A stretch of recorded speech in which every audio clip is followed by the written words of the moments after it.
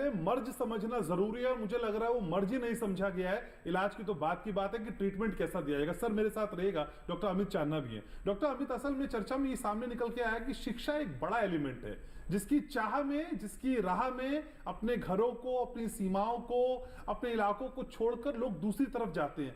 तो शिक्षा क्या सर हर किलोमीटर पे बदलती हुई दिखाई देती है जिसकी वजह से लोगों को सब कुछ छोड़ना पड़ रहा है? घनश्याम जी, आपके प्रश्न का उत्तर देने से पहले मैं 2-3 बातों का जिक्र करना चाहूँगा। 2023 में जब राष्ट्रीय फिल्म पुरस्कारों की घोषणा हुई तो जो नॉन फीचर फिल्म कैटेगरी की सर्वश्रेष्ठ फिल्म थी उसका नाम था एक था गांव। अच्छा। वो टिहरी के एक गांव, टिहरी जो कि उत्तराखंड में है, टिहरी जिला, उसके गांव सेमली पर आधारित थी, जहां सिर्फ 2 महिलाएं रह गई थी और बाकी सारा गांव खाली हो चुका था। दूसरा, 2-3 दिन पहले खबर पढ़ी मैंने और वो कई अखबारों में भी थी, भीमताल में जलस्तर गिरा, कारोबारी और पर्यटक निराश। और तीसरी जो है वो है वनाग्नि। तो अगर अब हम बात आपके प्रश्न की करते हैं, क्योंकि ये 3 चीज़ें ऐसी थी जिसने मुझे सोचने पे मजबूर किया कि ये कैसे मुद्दे हैं जो लोगों को मजबूर करते हैं पलायन के लिए। हमें यह भी समझना पड़ेगा कि पलायन जो है वो किस किस स्तर पर होता है। पहला, सेम डिस्ट्रिक्ट पलायन, गांव से लोग अपने ही जिले में के जो मुख्यालय हैं वहां पे जाके रहना शुरू करते हैं। इंटरनल माइग्रेशन जो होता है, इंटरनल का एक लेवल है, दूसरा उसी राज्य में पलायन, एक जिले से दूसरे जिले में पलायन। तीसरा, एक राज्य से दूसरे राज्य में पलायन। और चौथा आपका है जो अंतर्राष्ट्रीय स्तर पे होता है, एक देश से दूसरे देश में। हमें ये समझने की ज़रूरत है कि हमारे देश में कितनी यूनिवर्सिटीज़ हैं, यूनिवर्सिटीज़ कहाँ बन रही हैं।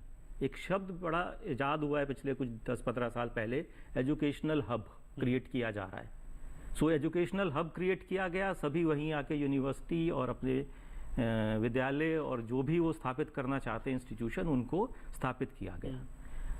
अब वो एजुकेशनल हब की जो रीच है, जो पहुंच है, वो लोगों तक कितनी है। अगर वो आपके कुछ शहरों तक ही सीमित रह जाएगा तो शिक्षा के लिए और बेहतर शिक्षा के लिए छात्र पलायन करेंगे ही। ऐसा क्यों नहीं हो सकता है कि हर जिले में एजुकेशनल हब डेवलप किया जाए और वहाँ के लोगों को उस शिक्षा के लिए वहाँ तक अप्रोच कर सकें, वो छात्र जो हैं वहाँ तक अप्रोच कर सकें। अब कहानी ये बनती है कि बिना शिक्षा के रोजगार कैसे लेंगे। तो शिक्षा तो एक मूलभूत ज़रूरत बन चुकी है, और शिक्षा क्या रोजगार परक है या नहीं, ये भी एक महत्वपूर्ण तथ्य है। सर एम्प्लॉयमेंट पे आऊँ उससे पहले सर शिक्षा की बात करें, और सुदूर इलाकों में जिन टीचर्स की या जिन प्रोफेसर की नियुक्तियां होती हैं वो भी तो नहीं चाहते सर कि हम सुदूर गांव में चले जाएं।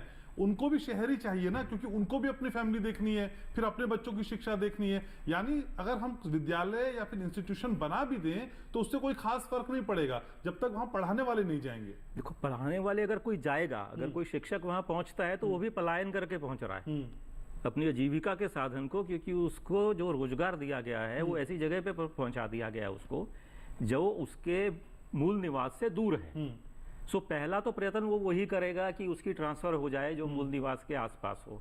तो क्या कोई ऐसी योजना नहीं हो सकती कि जो जहाँ पे आप स्कूल स्थापित करें, जहाँ पे आप इस तरह के विद्यालय स्थापित करें या महाविद्यालय स्थापित करें, आसपास के लोगों को रोजगार देने का, या आसपास के ऐसे व्यक्तियों को आप रोजगार दें या उस विद्यालय में रोजगार दें कि वो वहाँ से।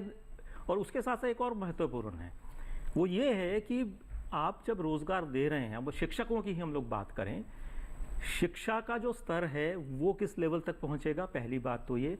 और क्या वो इंफ्रास्ट्रक्चर हम लोग प्रोवाइड कर पाएंगे उन दूर दराज के इलाकों में, क्या उतने विद्यार्थी आपको मिल पाएंगे।